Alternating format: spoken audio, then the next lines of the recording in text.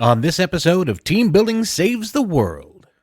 Do you want your business to be around in 50 years? Do you want it to be here in 100 years? We, on the path that we are on, are kind of screwed. I can also wear pajama pants whenever I'm doing a podcast interview. You have happier employees, you have healthier employees, you have better profits, you have bigger customer bases. I really don't know what the hesitation is for.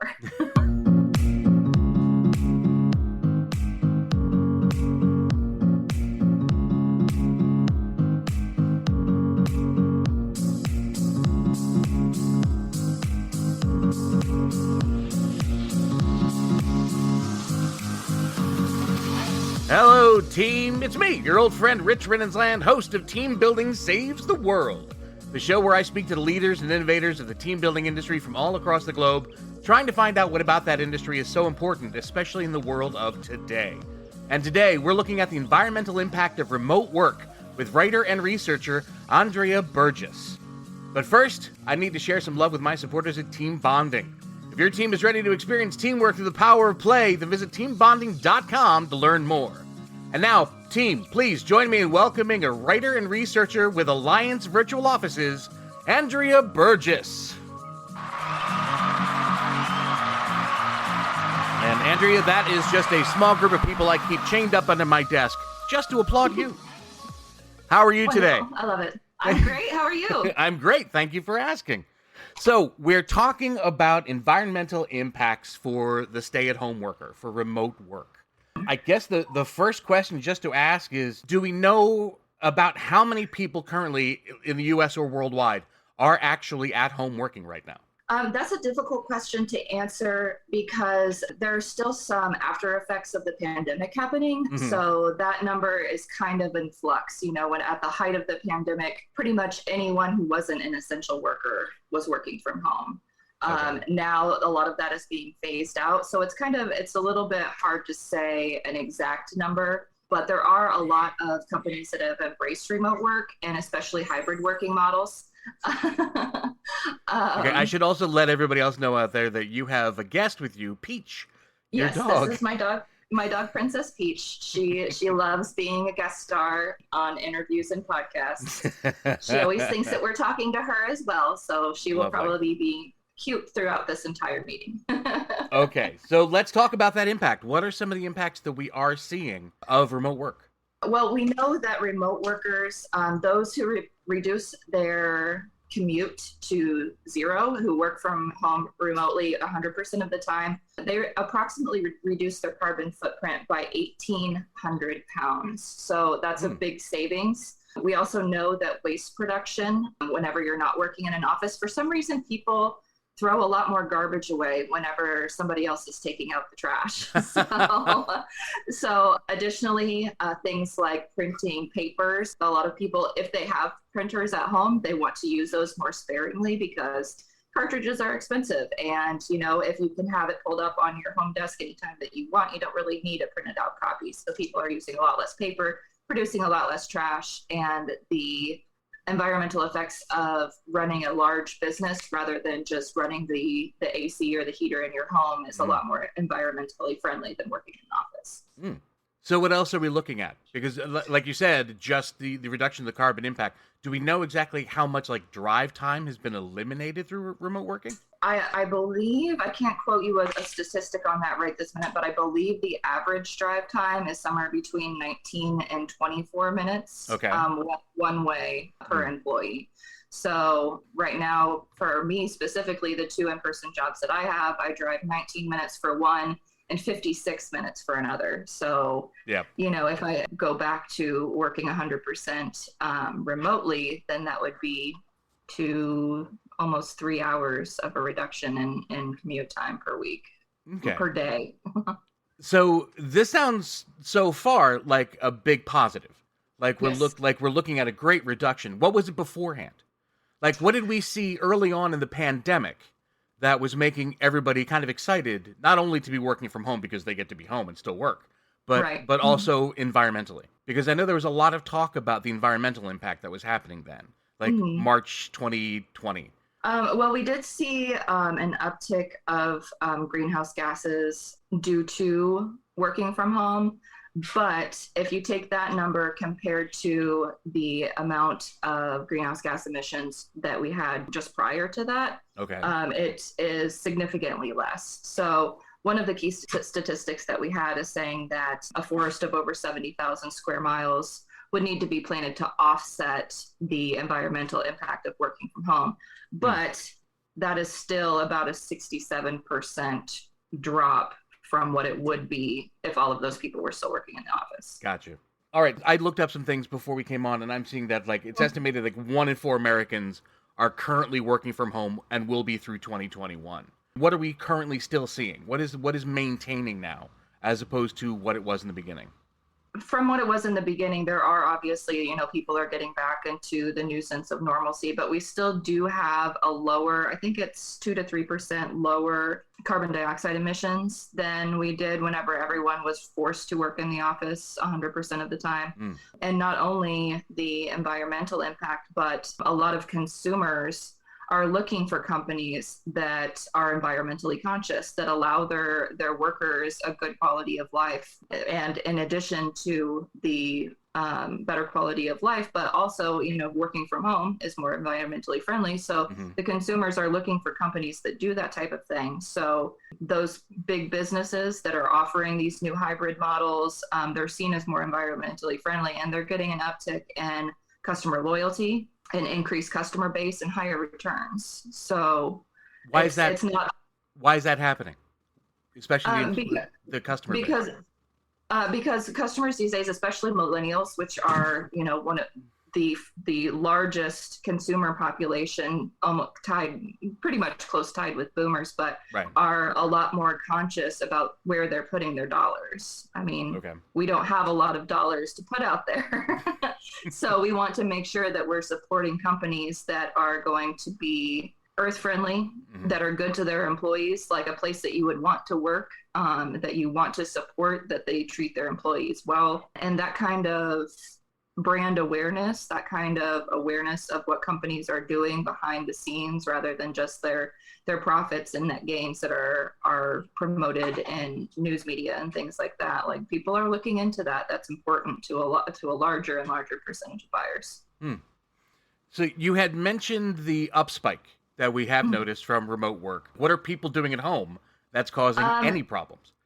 Well, a lot of times, whenever people leave the house for work, they turn their heating and cooling systems to a more friendly degree. They don't use as much lighting. They eat out a lot more. So there's more people who are cooking on gas stoves and electric stoves, so using those resources. One thing that people can definitely do to help offset that is, maybe set the thermostat a couple degrees cooler or warmer than you would normally have it. Don't light the whole house if you're only going to be working in your office. Right. Especially cut out the uses of like paper products, paper plates, plastic cups. Use things that are reusable. So that is a few things that people can do to help within their work from home environments to even be more environmentally friendly. From everything that it sounds like, this is all coming across as positives. Yes. Yet we're kind of being sold, depending upon who you're listening to, that this is a negative. It's time to get people back to work, meaning back in the offices. Right. Why are we why is this what we're hearing, as opposed to, congratulations, everybody, we're coming this much closer to solving greenhouse emission problems? There is a large percentage of people, especially in management, who feel their employees lack accountability whenever they don't have a boss sitting over their shoulder all of the time. That's one reason.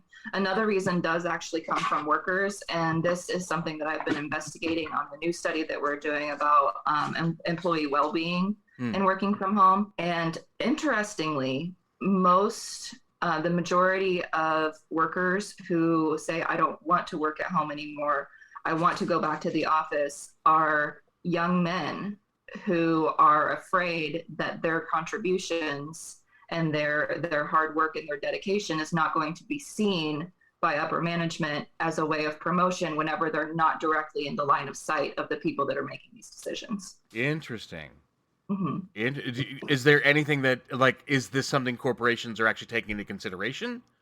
I Or, haven't got to that point okay, in the research project that I'm working on. I would assume yes. I would assume yes, that that is something that they're, because that's the way that we're used to working. Now if it right. was an equal playing field, if everyone was treated equally whenever they were working from home, then that kind of thing wouldn't matter. Like the results that you produce should speak for themselves. Hmm, But we all know that the world is not 100% fair and the playing field is not equal for everyone. So I mean, right. I do think that it presents a valid concern. I just think that it's very interesting that female employees seem to be less concerned about that type of thing. And that is a whole different podcast topic That's a whole entirely. different can of worms.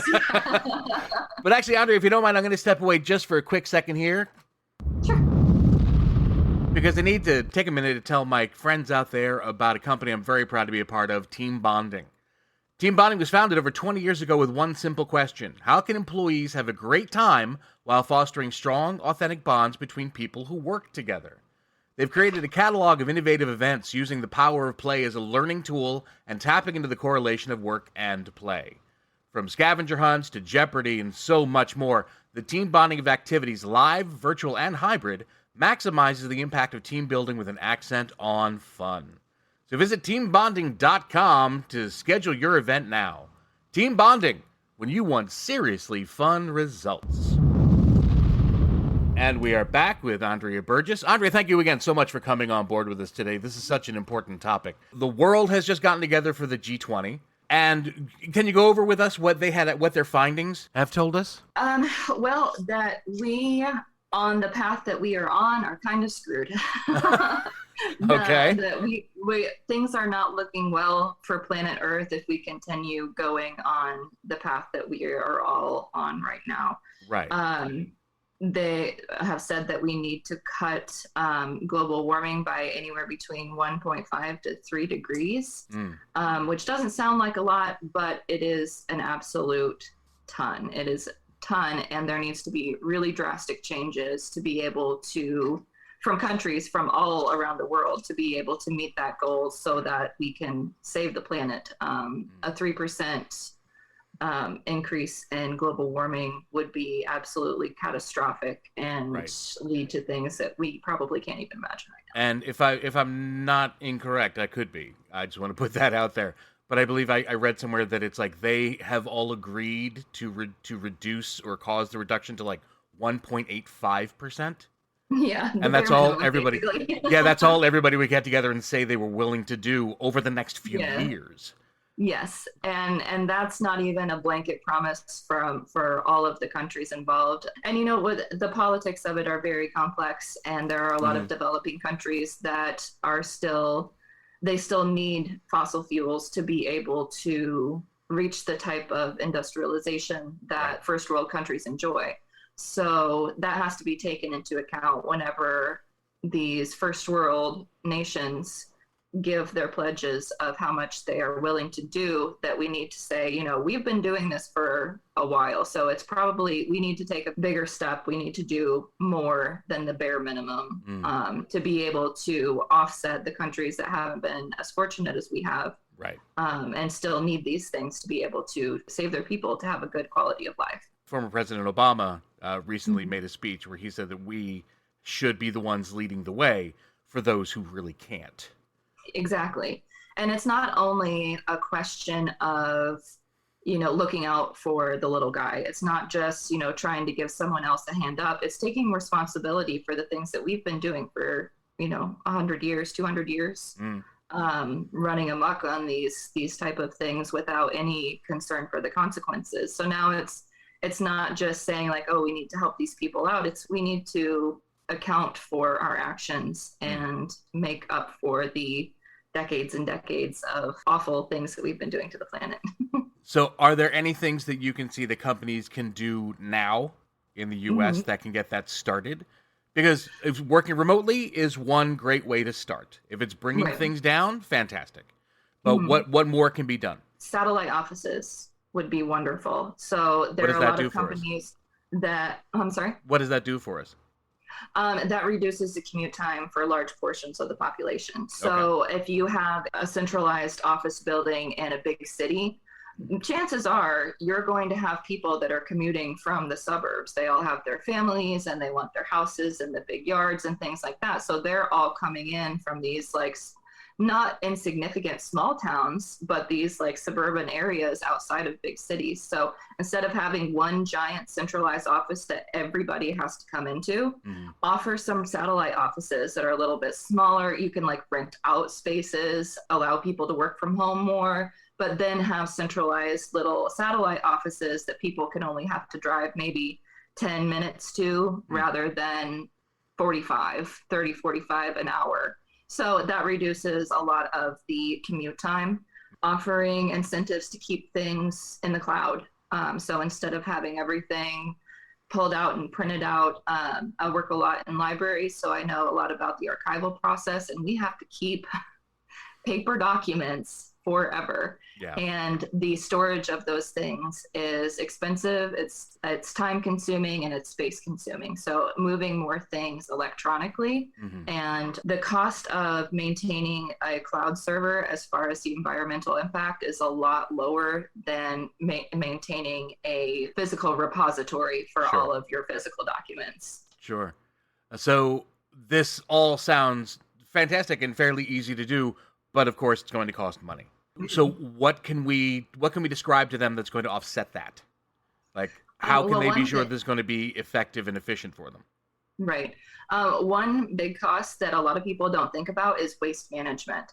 So if you have a big giant corporation, think about how many dumpsters you have to walk past to get to your office. Think about all of the trucks, all of the drivers, all of the gasoline, all of the sorting and processing and storage of all of that garbage that you're producing. So whenever you move things to the cloud, you're automatically reducing all of the type of things that you're going to have to dispose of eventually. So there is quite a bit of cost savings that can be happening in waste management. Another thing is employee well-being. So we spend, tens of thousands of millions of billions of dollars on employees who have been injured, who are suffering from chronic illness, chronic pain, mental health issues. Whenever you allow the flexibility of people to say, I'm not really feeling the best today, can I work from home? And then they're not chained to that 9 to 5 hours. They can sleep in a little bit more if they're hurting. They can take a break in the afternoon if they're getting overwhelmed. You still get that 8 hours of work from them. You just get it on something that is more comfortable and manageable for them. Right. Rather than, especially people with chronic pain, telling them they have to drive 45 minutes one way to the office whenever they are hurting every single second. Then they're going to have to take days off to go to the doctor. You're going to have to pay for all of that kind of thing through insurance premiums. And not to mention, if it does get too stressful or too painful, you could lose quality talent. So just the human cost is enormous, and being able to offer at least hybrid work models where people have the option to come in or work from home, work from, if they're taking care of a sick parent or something like that, they can bring their laptop and do that kind of thing. Plus, as I understand it, millennials who are looking for work absolutely tend to look up the company's practices to see what they can do. Absolutely. And that is one thing that has been a big sea change since the pandemic, is all workers of all ages, especially millennials, because we are such a huge part of the workforce these days, are looking for companies that offer these type of things. And they will absolutely reject a job offer for someone that doesn't offer flexibility, that doesn't offer, work from home options over a company that will. I can't give you a percentage, but a large percentage of the time, I am one such person. That's why I have multiple jobs, because I can balance them into a conglomeration that works for me. I can work from home for some things. I can go into the office and have my camaraderie with my patrons and my other, academic professionals and all of that kind of thing. But then I can also wear pajama pants whenever I'm doing a podcast interview with my dog on my lap. Thank you for that in-depth behind-the-scenes look. You're welcome. You're welcome. Okay, so let's talk about the individual. You already mentioned turning off the lights when you're not going to be in a room other than your office, turning down the ambient air or Mhm. heat throughout the entirety Mhm. of the house. What else can Mhm. they do? Well, okay, Um, I got the job that's allowing me to do at least partially work from home. When mhm. I'm home, how can I make the most of it? Well, another thing specifically related to working is whenever you're having those Zoom meetings, those team meetings, video is a lot more data intensive than just audio. So if you're having constant meetings all the time with all of your coworkers online, just turn your camera off. That way you don't have to like put your face on or get ready. You can, Is be that why my scruffy. electric bill went up during the pandemic? Well, Probably. that makes a certain amount of sense now. Probably, yeah.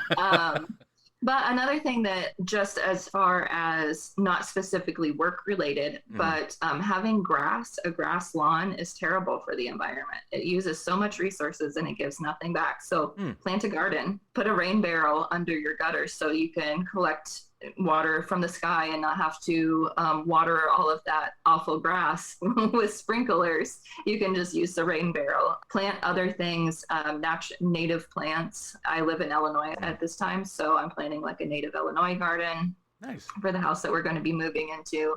Another thing is if you are in the market to purchase a house, purchasing an existing house is so much more environmentally friendly than building a new one. There's Sure. so many terrible environmental impacts involved in building a new house. So go ahead and buy your dream home, but make sure it's something that's already It exists. was already somebody's dream home before you came along and got it. Exactly. Yeah, and then you can make it your own. Nice. Lovely. Plant a large native garden to replace all the grass. Okay. So to talk a little bit more about the team building side of all of these things, we have been discussing throughout the entirety of this season on the podcast, what's better, working remote, working live, or a hybrid of in between? What kind of detriment are we seeing saying, when we say, let's all gather everyone we know from across the country and from across the world who works for this company and bring them all together versus getting everybody on a Zoom screen? There will be some people that argue that you miss some human costs with that, but that with technology today, like I just got a new VR headset and have been using it to talk to my friends, and it is Huh. amazing. It feels like they are right there in the room. Like there have been a lot of times where I'm like, oh, nope, you're not there really. So investing in these type of technologies is not only extremely cost saving, but it also gives you a lot of the in-person feel that a lot of people would argue is missing in those type of things. Okay. Another benefit of using things like virtual office rooms and things of that nature is that the aviation industry is the second most polluting industry in the world. First is industrial, and there's not really a whole lot that we can do about that. I can't govern, whenever bridges are built. I can't govern whenever a large corporation wants to build a new office building, or somebody, a rich person wants to build a mansion or something. There's nothing that I can do about that, but I can choose to have a virtual meeting rather than fly across the country and put out just massive amounts of energy or of greenhouse gases into the environment. The top 1% of business travel, of aviation travelers, travel for business. Sure. They travel in first class, they take the luxury private jets and things of that nature. And that 1% accounts for 50% of aviation's air travel. So the number 2 cause of pollution in the entire world, half of it comes from 1% of flyers. And to me, that is absolutely unexcusable. I had heard at the beginning of the pandemic when they were talking about the grounding of most air travel that even the jet stream had started to repair itself Mm-hmm. just from the lack of Mm-hmm. planes going overhead. I didn't even know the Mm-hmm. jet stream had a problem. Evidently it does. The thing is whenever you are in a corporation that is multicultural, that has offices in all different parts of the world, it can be difficult to do business without being face to face, without reading somebody's body language, without Sure. looking in their eyes. But whenever you are utilizing these new tools that technology has given us, I think that replaces a lot of the missing aspects, a lot of the things that you would not get from a flat screen. Tell us more about them. Like, what are we looking at when we're talking about virtual office buildings? Well, the ones that I've been using recently, it's wonderful because you can have a surrounding, you can be in like an ancient Japanese temple, and you can walk around. Like, you have to make sure that your space is Sure. empty, but you can walk around, you can look at the artwork, you can talk to people that seem to be standing right next to you, but there's nothing there. You can see people, like the facial mapping is exquisite. You can tell like people's expressions, their body movements. It's really quite something. And this is all available to individuals to purchase as well as corporations. Well, I would assume so. I'm an individual. I just am a tech junkie, so I want all of these things for myself. But I would assume that they have business packages as well. All right. And if yes. you're not in the top tier of businesses, you can't afford, every one of your employees to have virtual goggles or anything like that. There are companies like Alliance Virtual Offices that are around that offer virtual meeting rooms. For smaller businesses, they have customer service representatives, so you can have a live chat person. You can have, or a real person that your business can say, this is my customer service center. This is the number for them. They offer business addresses, even if you're working from your pajamas, business phone numbers. So everything that you need at an affordable rate to be able to grow your business and make your employees a lot more comfortable. So it sounds like there are positives to this, which is great because it didn't start out sounding that positive. I want to try to end this on as upbeat a note as we possibly can. So let's look ahead, if you can, 5 years into the future. What are we looking at?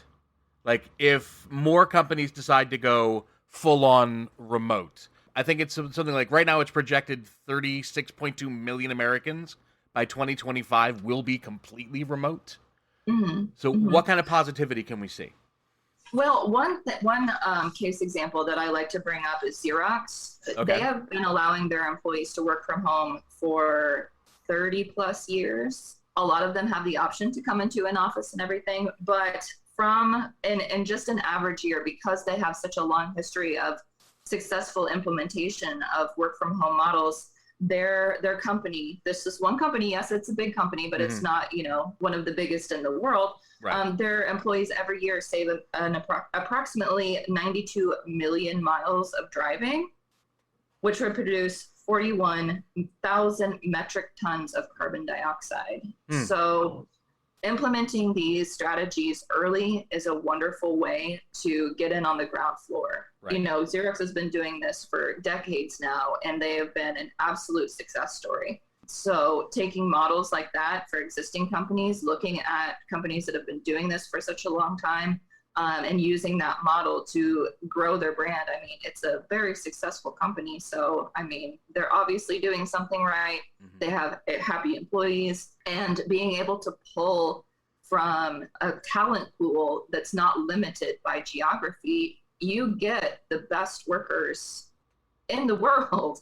So, I really don't see, aside from the abrupt nature of working from home in the pandemic, I really think that corporations really need to embrace these types of, especially hybrid models, where the people that are concerned about, their corporate advancement or if their achievements are being noticed, have the opportunity to go into the office if they want, but they still have the flexibility that gives them that better quality of life. So you have happier employees, you have healthier employees, you have better profits, you have bigger customer bases. I really don't know what the hesitation is for.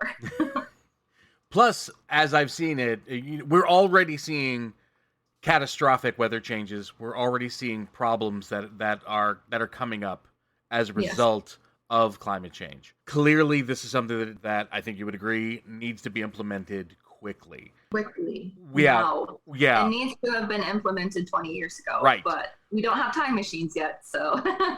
And with the understanding, it's going to be hard and it's going to be costly. What can we say to those people who are still of this really isn't my problem, it's not my company's problem, we're doing the best we can, we recycle, we do, grassroots things, for our community. What can we say to them to try to, light a fire under them to jump to the fore and take more of a leadership role in this? I think as far as like to have a quick soundbite to sum things up, like, do you want your business to be around in 50 years? Do you want it to be here in 100 years? It doesn't matter if you are doing the bare minimum. Like, it doesn't matter if just you are doing everything that you can do. Everyone has to be involved in this. This is a global effort, and it seems daunting, but I think with the example of the pandemic, as awful as it was, we saw huge percentage drops with all of the companies going remote. So if we could just implement just like part of that, keep part of that, keep the good parts of that. Yeah. That if everyone did that, kept the good parts, then I think that it would make a huge difference. And, we see things like the big things like hurricanes and wildfires and tsunamis and all of these awful, like huge, terrible things. Right. That are far away and happening to other people. They're going within the next 100 years. If we don't do something within the next 50 years, those things are going to be happening to everyone. Right. So if everyone doesn't do their part and try to do more than their part, try extra things that they already haven't been doing, then things are going to end up very badly, not just for corporations, but for the human race. Sure. So. Sure. Plus, if they want to look at it this way, most major corporations have home offices on the coasts. Yep. Which those oceans are encroaching on us closer and closer every year. Or humongous office buildings on the coasts and in big cities that, the way that civilization evolves are around, rivers and large lakes and areas that might not be quite as hospitable whenever it's underwater. Okay. So... And with all the wildfires, and you think, oh well, I'm in Illinois, I'm in the middle of the country. There's nothing that's going to happen to me. Well, droughts cause fires also. So with all of the crop production that happens in the Midwest, that's going to be severely affected as well. So work to be done, but if we're going to look at a positive side to the pandemic, it showed us a path. It showed us that it is absolutely doable, and not just on an individual level, not just on a corporation level, but on a country level, on a worldwide level. That was something that all of us went through. All of us had to make significant changes in our life. Even if you were on the front line, you had to make no changes to your work schedule. You still had to make drastic changes to your life. Everyone had to. So if you think all of the work that every single individual did, if you just cut it down just to this little tiny piece, if everyone did that, then everything would just be wonderful. So speaking of wonderful, Andrea, thank you so much for being wonderful and for being here. You were great. Absolutely. Everyone, please give a big round of applause to Andrea Burgess. They're still there. They're still right there. They know their job. They do it well. And I feed them well. It's fine. Don't worry about it. Okay. Well, no, but seriously, thank you for coming on board. Thank you for discussing this really important subject with us. But I hate to tell you, I'm going to put you on the hot seat for a little bit because it's time for my speed round.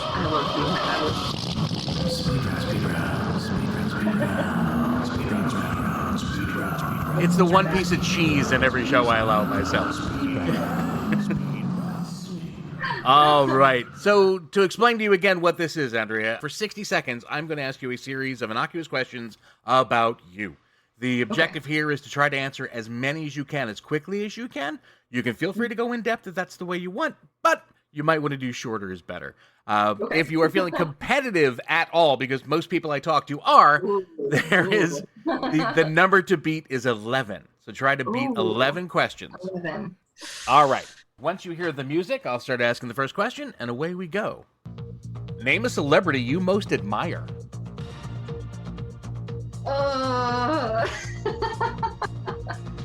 Ariana Grande. Okay. What's your name? Andrea. What's your favorite movie? Titanic. How will you describe this interview to your friends? I'm moving right now, so sitting in a pile of trash. Okay. Tell me something important you remember from kindergarten. I did cheerleading dances with Curtis Flake at the ball games. What would you do if you were invisible for a day? Nothing, probably. No one could find me. What's your favorite children's book? Oh, Harry Potter. Do you consider yourself a follower or a leader? Both. If you could ask your pet a question, what would it be? Why does your breath smell so bad? Mommy, I know what you eat. I feed you every day. I know what you eat. Why does it smell so bad? So, as you were already counting along, you know this, but just for everybody at home, you actually hit 9. I stuck you right out the box with Ariana Grande. That's respectable. It is. I regret saying Ariana Grande. That was the first thing that came to my head. I wanted to keep it going. So. Nope, that's perfect. That's exactly how you do it. First thing that comes, that's what you throw out there. Now you can spend the rest of the day figuring out why you're fixated on Ariana Grande. Yes, that will cause some consternation. Andrea, thank you once again for coming on board. And thank you to my team out there. Once again, we wrap up another episode of Team Building Saves the World. If you're a fan of this podcast or brand new to the podcast and just happen upon us because of this very fascinating and necessary topic, please tell everyone you know about it. Share it with coworkers, share it with family, share it with friends. We'd love to hear from each and every one of you, and we'd love to have more of you listening in on the show.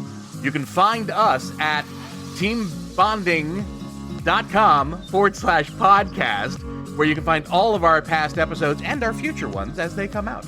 You can also find us in all your favorite podcasting places: Spotify, Apple Podcasts, Google Podcasts. Wherever you listen to them, that's where we'll be. And my friends, as you go forth in this world, always remember, no matter where you are, who you are, or what's happening around you, if you're within the sound of my voice, you are now on my team, and I am forever going to be on yours. So I want you guys to enjoy the rest of your day, and I'll see you next time.